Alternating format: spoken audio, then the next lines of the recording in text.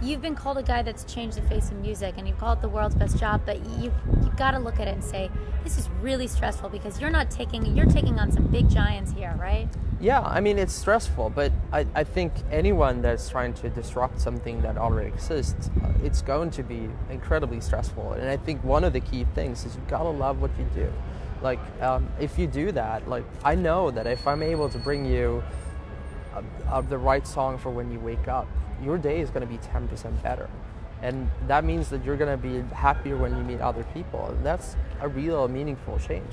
Let's go to the beginning of Spotify, right? You had this idea, and this idea was not a popular idea in the record industry, not a popular idea in general. How did you manage to break through? Well, a lot of it really started with two traits. Persistence, just like what many people don't know, is I spent about 3 years going and pretty much living at the record label's office, just going in every week, hammering them with questions and comments. Could we do it like this? Sure. Back and forth. They were really gracious with their time, and eventually we figured out a model which they came behind. And I think another sort of a secret trick was that we got them to use a product. And once you started using Spotify, you realized, wow, this is really different. Where do you go from here? Well, a really big thing this year for us is really bringing Spotify out to more people. So what that means is first open up in new markets. Just a couple of weeks ago, we opened up in Poland, Italy, Portugal, Luxembourg, a lot of different European countries. The other thing is that we're trying to get people to discover a lot more music through Spotify. So we had a December event last year where we announced some new features that we're now rolling out. It's pretty amazing. You have people like David Guetta already having 4 million followers on Spotify.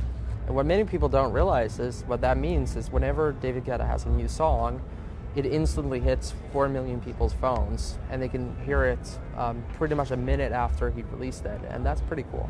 How much have you had to pay to music copyright services? Because that's something you guys have had to deal with quite a bit. Well, up until last year, we paid out $500 million in total. But we're growing so fast now that we're already this year going to pay out another $500 million. That makes us exciting because at the end of the day, like, we want to pay out even more money back to artists because they're going to be able to create even better music. What keeps you up at night when you worry about the company? It's really like the transition to mobile.